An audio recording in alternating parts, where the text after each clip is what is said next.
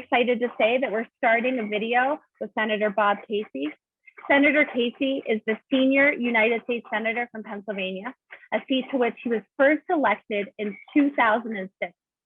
Senator Casey is a champion for Pennsylvanians in the US Senate, fighting for the needs of children, families, and workers across the Commonwealth, including our refugee and immigrant communities and our newest neighbors.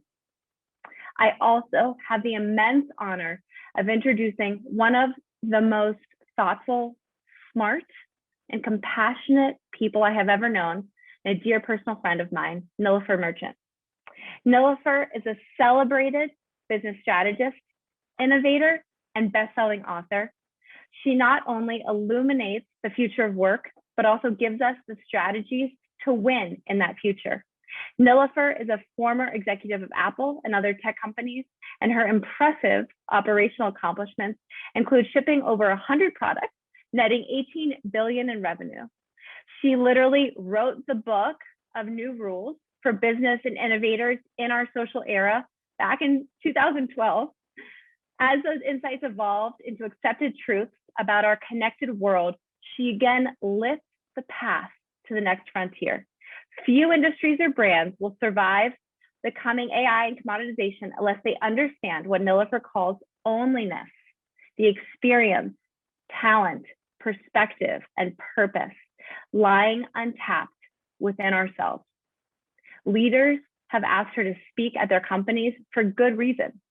She was awarded the Future Thinker Award by the notable London-based organization Thinkers 50, which named her the #1 person most likely to influence the future of management in both theory and practice. Thank you again to everyone who is here. I look forward to seeing you throughout the day, and I will be back to close us out this evening before our musical guests and cocktail hour. Thank you, and I hope you enjoy. Thanks, Sloan. Hello, I'm Pennsylvania U.S. Senator Bob Casey. I want to, first of all, express a wish that we could be together in person, but I'm honored to be addressing you at Hello Neighbors National Convening. As you all know, refugees face so many barriers when they arrive in the United States as they navigate language, finance, finding community supports, accessing health services, and of course, as they face barriers to education. That's why the work of Hello Neighbor is so vital. Your efforts to aid refugees in finding their place in new communities and improve the lives of immigrant families are worthy of commendation and are so essential to those families. Refugees and immigrants have been integral to the fabric of American life and have had positive impact on communities all across the United States. Immigrants and refugees bring innovation and creativity, new cultural perspectives, as well as entrepreneurship to so many of our communities. And I'm proud to say that Pennsylvania and communities like Pittsburgh have had a deep and rich history of supporting refugees and immigrants. I hope that you enjoy an empowering, useful, and productive convening, and I wish you the best as you continue to strengthen and grow the Hello Neighbor Network Fellowship. Thank you, and God bless your work.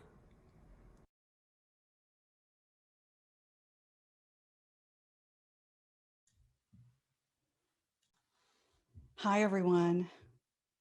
I'm going to go ahead and share screen before I forget to do that, because I will. And that should do it. So hopefully you guys can see a screen. Somebody will tell me if you can't.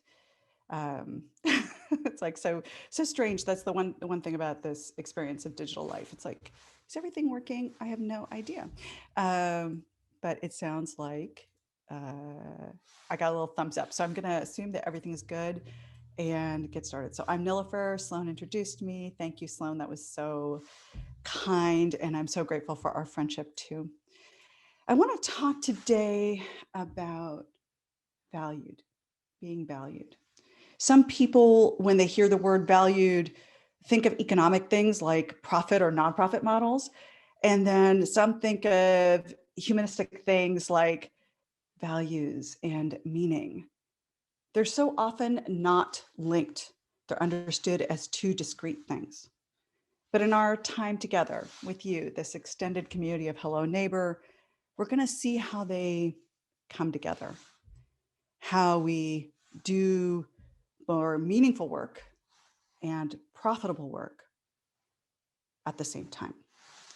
It's why I actually coined the word onlyness. Onlyness. Each of us, each of you, stand in a spot in the world only one stands in. And from that spot, from your history and experiences, as well as your visions and hopes, you have a distinct perspective that only you have. Your history and experience is your rootedness. Your visions and hopes pull you into the future like the lotus flower growing through the mud to reach for the light. Combined, they form that place of power distinctly one's own, the source of all new ideas. It matters because even if you don't have a place of power in an organizational hierarchy, and even if you don't have that place of power that is social status, the in-group that gets all the power, you can still very much stand in that spot of yours and offer what only you can. It's not exclusive of those things about social status and organizational hierarchy, but it is a place that is entirely one's own.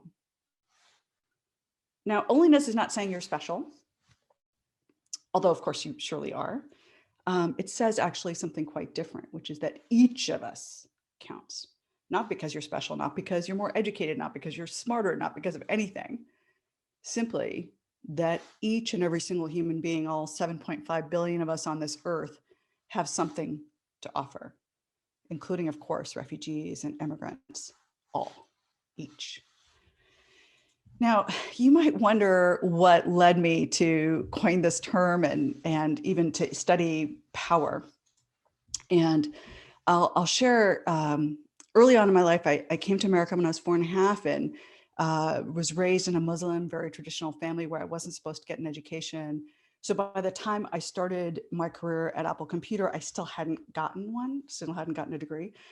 And I wanted to do market research, but I couldn't get that job because it required a degree. So I started there as an administrative assistant for a small strategy team. And my boss had told me I could do research sort of on the side. And one day he asked me if I would join a meeting to solve some tough problem.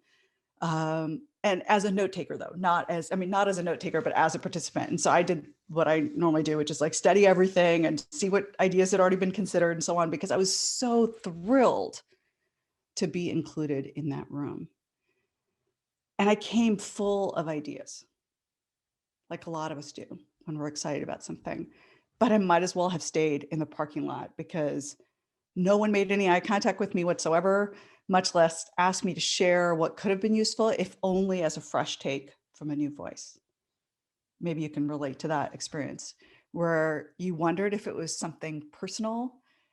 I remember wondering, should I have raised my hand even higher like that? Or maybe I was too eager in that kind of golden retriever kind of way.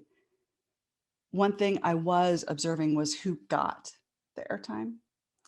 And it was almost all people who had MBAs.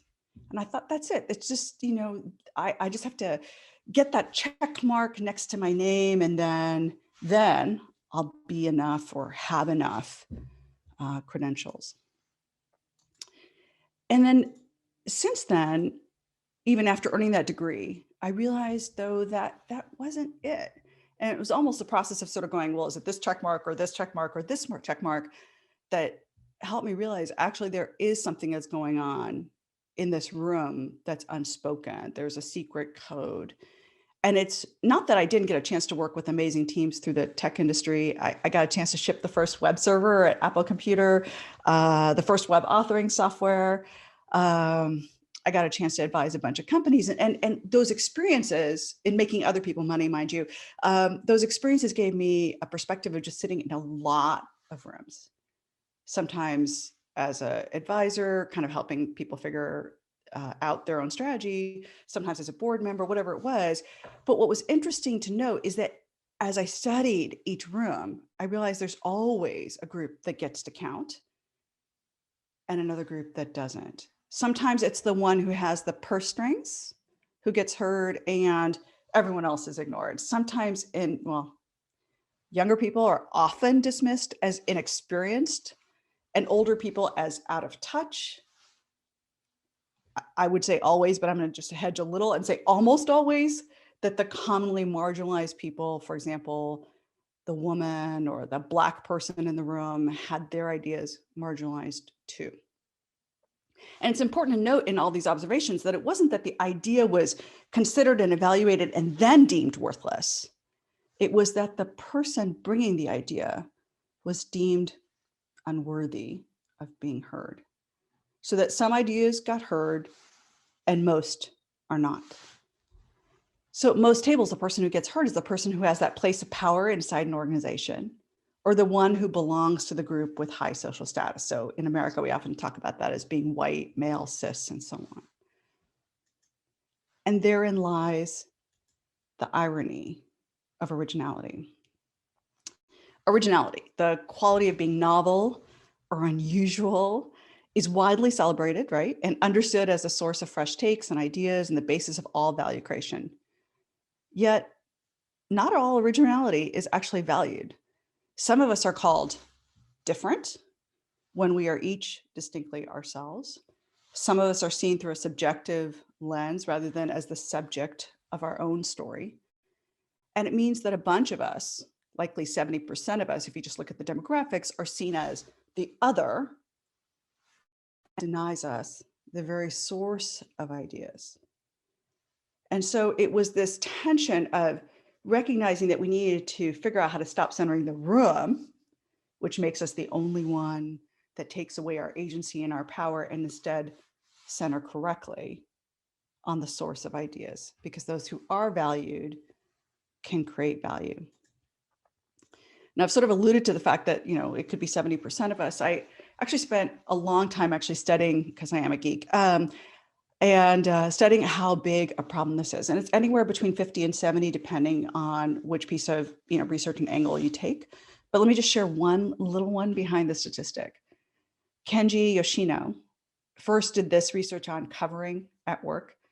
Covering at work, just so I explain it, means that you hide your full authentic self and show up conforming and fitting into what you think is expected of you. Sounds kind of innocuous, right? In a certain way. But as long as you're covering, you're not actually tapping that source of ideas distinct to you and only you. So what does it look like at work? Some business examples I'll think of, and I'm sure you can think of some nonprofit examples. It looks like a banker I met who had an idea for how to reach the underserved, the underbanked. And she shared it with me one day after we had done a workshop together with her team. And I asked her when she was going to tell her colleagues this. And she looked at me just horrified, like, no. And she pointedly showed me everyone's Hermes ties and said her background of poverty was why she understood this underserved, underbanked need. But there was no way she was going to reveal that to her peers as to why she even noticed this issue. She thought it would mean she would no longer belong. And so here she was covering. But it's also a father who won't talk about an idea that was sparked during some playtime with his kids because he doesn't want to share how he's not a workaholic like his peers or what he thinks are his peers. And it's the customer service person who keeps spotting the problem that's stalling sales, but worries that they're not qualified to have a perspective, so it's not their job. Again, I just gave 3 examples that just sort of come to mind, but I'm sure you could think of so many in your own experience. Covering the many ways we hide our full selves in order to fit in order to belong. It costs us, of course, our own authenticity and the pain of that, but it also costs us our community, because in that room, we don't know who else has a similar background and maybe has some sensitivity to the issue. We don't know what we're also missing in our collective economy because we're not tapping that new idea. Christy Smith back at Deloitte had done this So I'm quoting in that little source there, her specifically, because she had partnered with Kenji and done this research to say, okay, beyond covering, how big a problem was it? And she found 61% of people did it. And the part that surprised me, at least when I dug into the detail, was 45% of straight white men admitted to doing it too. And it was not just, the sort of traditional people, although there were like stories about Black women who carried a comb with them at all times because straight hair was viewed as acceptable. But men who talked about how they should do things. So they were talking about sports on Monday morning, even if they didn't care about sports, right? There were all these different ways in which everyone was figuring out how to not be themselves. And the point of the statistic and the stories is this: it's a big issue, because it means that so many of us are not able to add our own value. Maybe we don't say what we know to be true. Maybe we don't offer that fresh perspective that could actually help the room. Maybe it's our silence that actually doesn't help our colleagues from being challenged to do better with their idea. So if 61% of us admit to covering, that means at least 61% of new ideas are being tamped down instead of being brought up. So that's the sort of big idea. And I want to just then talk about what it looks like in real life.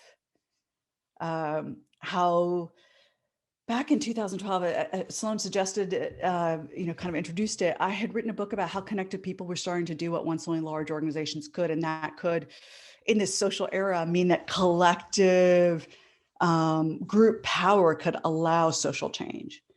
And so I started to pay attention.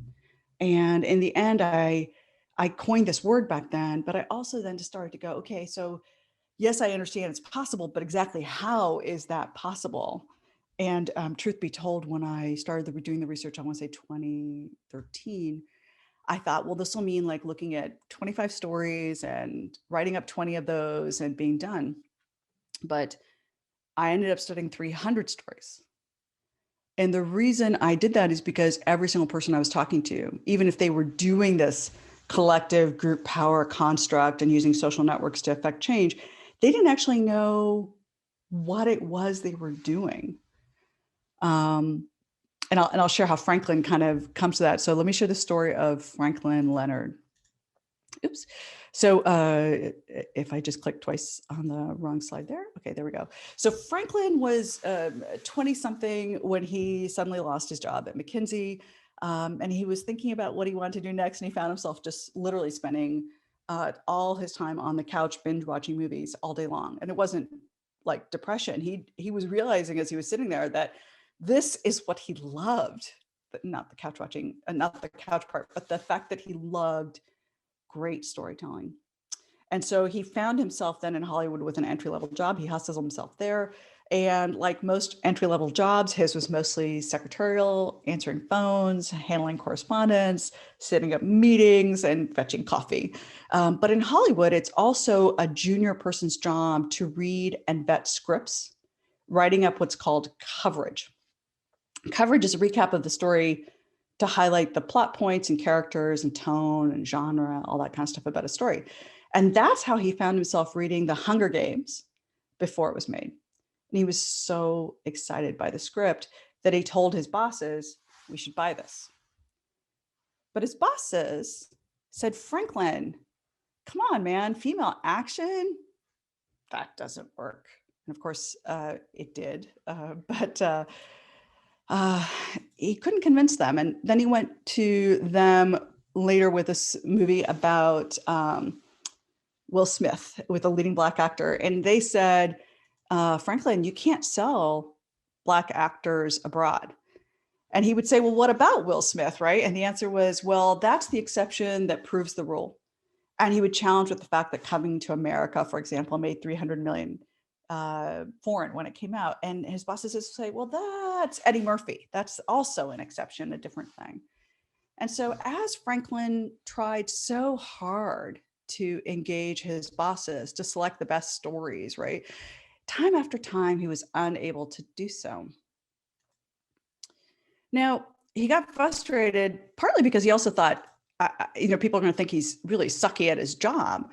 And so he found himself one night thinking of an idea that would kind of help him solve this thing. And so he composed an email, and he gathers all the emails of the people he had met in his first year in Hollywood. And because he's worried his bosses would object to him reaching outside of his firm's hierarchy, he creates a new Gmail account. And the email goes out and says, send a list of up to 10 of your favorite scripts from this year that you just saw this year that meet the following criteria. You love it. You've found out about it this year, and it won't be in production by the end of the calendar year, so it wasn't already bought. And he described it to me. He goes, it was a very direct quid pro quo transaction. And he wasn't counting on most people participating. He figured, even if he got half. So he sent it to 80 some people. And most people actually wrote back and said, hey, I've actually got a friend who'd love to participate. Is that okay? And by the following day, 93 people had submitted responses. So he collates this data into a PDF file and, his McKinsey skills at work. And he titles it the same as his anonymous Gmail address, which is the Blacklist. It's a cheeky nod to the political witch hunt that had ruined so many Hollywood careers in the 1950s. And he wanted to do the reverse with this list, to create careers with great storytelling. And after sending out the PDF, he goes on vacation. Sol and I were just talking about this last week, back when we actually left our homes and got on these things called planes, Anyway, the Blacklist goes viral. So he's offline, it goes viral. By the time he comes back from his break, this PDF that he's created has been shared back to him in email more than 100 times. And because his name is not associated with it, people don't know that he's the original creator. And he soon learns that many of the recipients who got it, a fair number of whom were powerless peons in the Hollywood schema, took the list to their bosses and repitched the scripts that they hadn't been able to sell them on in the first place, some of which were then put into production. And just to give you a feel of sort of the economic results of that. So in 2015, he had issued the Blacklist for 10 years. And around 2016 was when I was, researching the book, and the story. So this is just capturing that little snapshot in time. It's actually gotten even better since then. But nearly 300 of the 1,000 Blacklist scripts had been produced, earning over 25 billion worldwide, 223 Academy nominations, 43 Oscars, 4 of the 6 Best Picture winners. Oh my gosh. 10 of the last 14 screenwriting winners, 3 of 2014's screenwriting nominees were Blacklist scripts. Wow, right? So that's impact. And more than that even, it changed an industry. And when I asked Franklin, like, what did you do right? And this is not derogatory to him, right? So, but he said, I just shone a bigger light on the topic. And I was really reluctant because, I love to honor people as I'm kind of listening to them. But I was like, no, that's not it. And it took a little while for me to finally say it. But I was seeing, because I was studying hundreds of examples, that I knew it wasn't about bigger. Because if it was about bigger, other people could have done it already, right? Spielberg, with all the money, could have done bigger. Bigger was already possible. The key, as I saw it and understood it and started decoding it, was that it was people unifying around a new idea. And before all this, just to point out something, he was in conflict with his bosses about his rightness, in competition with his peers to get the best script, and the odd duck in his industry because of his Blackness. But then he asked a question, born of his onlyness, a question he cared deeply about, which was just, maybe you missed it as I kind of said it, because I kind of said it fast. So did he, by the way, when he was saying it to me. Which scripts do you love? This got an entire industry to shift away from the question they were currently asking, which is, will it make money? The conflict was no longer personal, but about how many then started to face a shared problem. And that's what I think Franklin's teaching us in his story, and certainly the rest of the stories kind of teach us in different ways. I'm kind of taking each story and, decoding the piece of it that matters. So that's a resource for you just to point that out. But what Franklin's teaching us in this specific story is that you have a point of view, perspective only you have. And then you can invite folks to join you with that shared meaning, that shared purpose, so that together you can unify and act as one and make stuff happen. Now, the way I just said it, I just want to make sure I'm being really explicit, right? None of this happened. He didn't do it all by himself, although he was clearly important in the process. He was doing it as part of something bigger. So quite often when people talk about onlyness, they think I'm sort of saying, you be you, or gosh, he has a great brand, right? But this is not a question about how you stand apart from the crowd. This is how you stand as a part of your crowd. Now, I'm a big word geek, just in case you haven't figured it out yet. But even the word individual is never alone. An individual is the smallest unit, a measure of a larger group. It is always the connected you. So onlyness is the connected you, not standing apart, but as a part of the whole. And so in Franklin's story, right, he's basically showing us that he can ask a new question. And certainly that's a flashlight for him to navigate his situation, but it's also a stage light that floods the space. It shows us not only Franklin work and so the actors that are right on stage, but also those off stage, that the people who participated in the list generation process, and who we might even call the audience in traditional terms, but are actually co-creators in this process. And that's why it's important for us to understand and why I'm probably spending way too much time, but just to notice that it's not about power being personal, but how power is profoundly social. So if we find ourselves in a room where we're the only one, go build another room where onlyness can be celebrated, because finally you can be with the people who care about the things that you care about. And so I want to just talk to you then how we might do this work of Hello Neighbor, right? So far I've shared with you 3 key parts, the sort of what I might call tent poles. We're going to do a Q&A next to bring that into, like have the discussion we all want to have. But I just want to talk to you about the 3 tent poles and how they're different from how we might think about things today. The first is, who can it be now? As I call it, my life in song, about seeing people, ourselves included, right? Not by role or by title or lack thereof, but what lights them up from inside. And by seeking that, you can figure out how to connect, right? So even just for yourself, right? Like, how do we do that? And then how do we see it in other people? Second, it's this question about how are we connected? And that's different than for whom do you do this work, right? I'm not saying it's, because for whom do you do this work can says you are in service to someone else, which is can sometimes put you in a different relationship with people. I'm trying to say it's actually each of us is a part of the connective tissue of meaning, not who is more something, more superior, more in service, not one who is giving and receiving as unequal, but how we get to lean on, belong, trust one another so we can do big things. Third, then how we start to connect in a way that allows us to face a common direction, right? Our differences, the tiger and lion and monkey, aren't a problem. They're an asset. Because when each of us are valued for what we each bring, we can each add value. And that's the shift that is both incredibly obvious and revolutionary at the same time.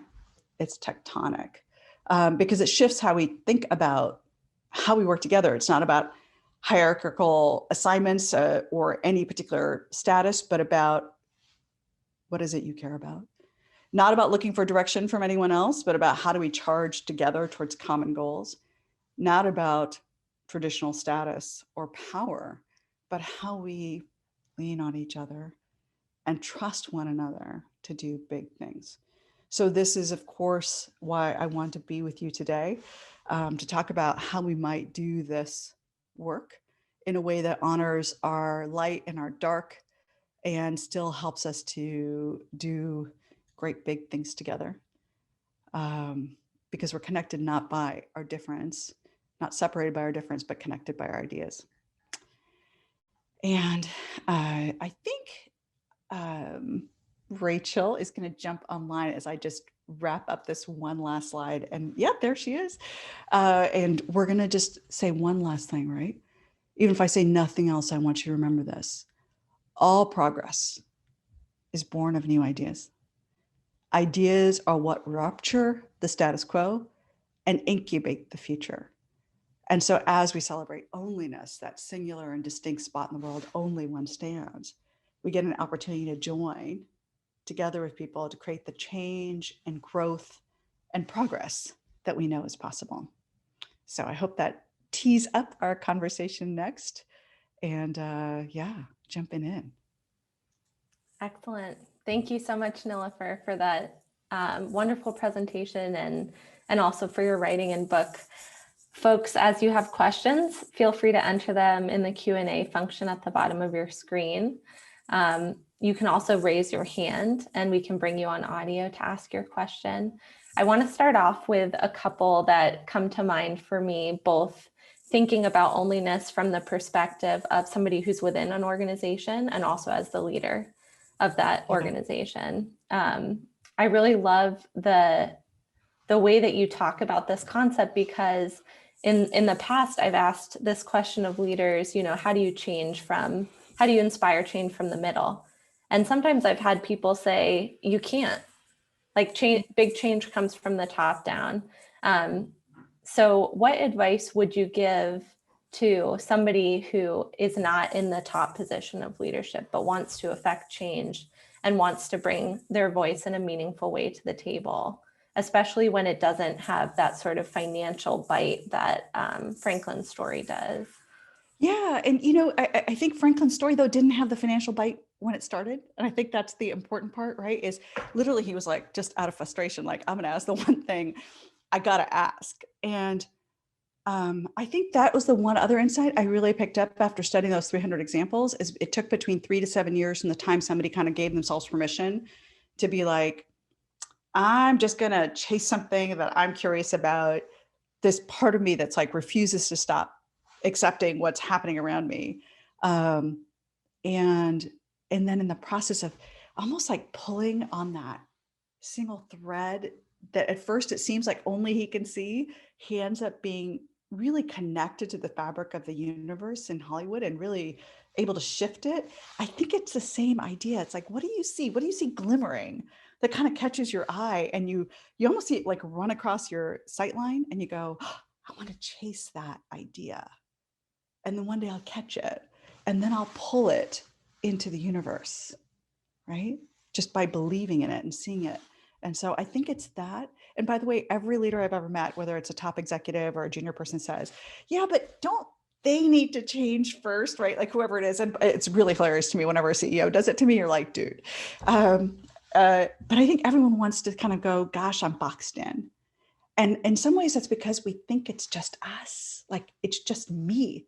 It's not just me. As even just this, Rachel, the work we're here to do. Hello Neighbor isn't a function of one person, right? It's happening because a bunch of us are starting to gather in this circle and say, this is what we care about. And then together we end up building that thing. Absolutely. Thank you for that. And I'll add in, we have a comment here and another question that's related. I went through a similar experience where in my first nonprofit job, I was convinced I needed a higher level degree in nonprofit management to be heard. It wasn't the answer though. How do we as managers support younger colleagues and help them find and believe in their onlyness in the workplace? Yeah. So just realizing that alone is your interest, right? So, so one of the things that most of us can't see is our own light. And Justine Musk is a friend of mine and first wife of Elon Musk, as it turns out. But She's a writer, and when she was first hearing about the idea of Onlyness, she came up with this beautiful visual, and she said, it's like we have a light bulb on top of our head, but when we walk in the room, the whole room is that color. So if it's, like I've sort of interpreted the story as if it's tangerine orange or cobalt blue, or I don't know, what's this color, rust, right? Whatever that color is, like to us, that's the room, because when we're there, that's light we're shining. And so we can't tell what the room looks like without us there. Like, what did we add?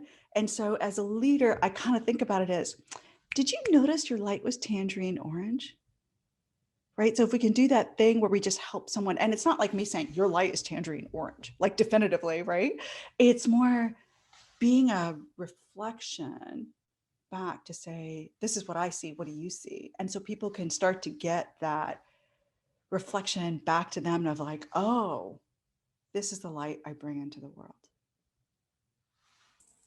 I love that. I was just reflecting on someone the other day who I felt like saw the potential in me before I saw it in myself. And that resonates. I think it's a similar idea. We have a question from one of our network members, Kristen Bloom. She says, last night we had a lot of discussion around imposter syndrome.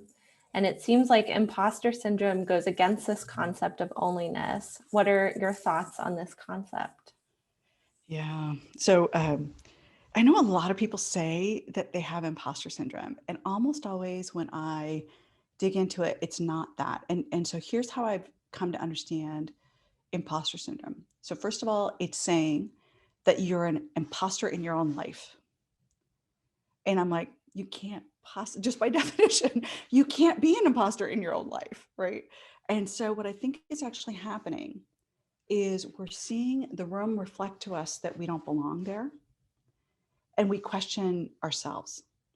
But onlyness is the intersection of two things. In fact, it might be helpful if I actually bring up a little grid. Can I do that? Do you mind if I do a screen share for another minute? See if I can let me do that, and then screen share, and then that. Okay, I think I did it. Cross fingers that you have a 2x2 in front of you. Yes. Okay, thank you. I'm always like, did I do that right? So here's the thing we're saying is, if I'm feeling like I don't belong, then somehow I'm not able to express my voice. And I'm actually saying onlyness is about this combination of voice, what is true to you, and having a room that says to you, yep, I see you, right? And so if you feel imposter syndrome, probably the room is telling you actually, and by the way, the research on imposter syndrome was done with 150 women who in the 1970s had gone to Ivy League schools. So they were sort of the best, air quotes needed, of people who had sort of knocked down that first glass ceiling. They were the people who had arrived at Harvard and were told, and Ruth Bader Ginsburg is the person I'm thinking of in my mind when the story comes up, she was actually told she was taking a man's seat. Right. And so they interviewed essentially people like her at that point in the 1970s, of people who were the first to get educated, likely, this is a time, by the way, in society where women couldn't have a credit card or a bank account without somebody signing. Marital rape was a legitimate bad thing, right? That was actually considered okay. So this is not a good time in the world for women. And then somebody asked them, gosh, do you feel like you're an imposter there? But really what they were asking is, do you feel like you don't belong here? Which, by the way, they didn't, because the whole place that they were going into was like, yeah, you should not be here. And so I think imposter syndrome is more a sign of you're in a room that isn't seeing you, because you can never be an imposter in your own life, right? What it's saying is the room is making you the only one. And I'm saying in onlyness, when we center correctly, we find the rooms where we can belong so that we can be fully that set of ideas that comes from us and can be heard, so that we are seen and see one another. All right. Does that help with the? Yes. Okay. Yes, that's great. We have a couple questions in here that I think are sort of related. So I'll read them both together. I think they both get at this idea of how in a leadership role or a position of power, how you can allow and create space for others to bring forth their ideas. So one question asks, what advice do you have for an organization that wants to create a safe space where covering is not encouraged and staff can bring their full selves to work? And then the other question that's related is from a political perspective. Thank you for distilling these messages and values of inclusivity. As a candidate for a local office, new to politics, this messaging is so important and helpful as I strive to be a representative for everyone. I feel like I have a good handle on for whom I'm doing the work, but the how do we connect part is something I could use ideas for. How can I better find, listen to, and address underrepresented populations? Beautiful. So let me take that second question and then kind of circle back. And Rachel, hold me, like if I lose the thread for any reason, like help me circle back. So sometimes we talk about service as for whom do we do this work? And that construct says that I'm the doer and you're the recipient. You're the constituent and I'm the policyholder, right? And I just want to, or like in the business world, it's I'm the maker and you're the consumer. And I want us to just think about this as not for whom do we do this work, but with whom do we do this work? And it's not that we're not seeing that there's a reciprocal relationship, but we're actually leveling the playing field for how we relate to each other. So if we relate to each other as each of us have something of value to bring and that we're doing it in mutuality, then we stop thinking about it as I'm the cook in the kitchen and then coming out and serving you, to we're all going to the kitchen, we're going to make dinner together, or even we're all bringing the using a Christian reference, but the fishes and loaves story of we're going to show up and all of a sudden we're going to think we don't have enough, but then we're going to do the fishes and loaves and we're all going to pull out different things. And all of a sudden everyone has enough. And it's to conceive of ourselves not as constituents or consumers, but as co-creators of the future. And so it's not for whom, but with whom. And as soon as you start to think, with whom am I doing this thing? With whom am I doing this thing? Then all of a sudden you go, oh, I know that Sloan is doing the same collaborative type of work that I care about.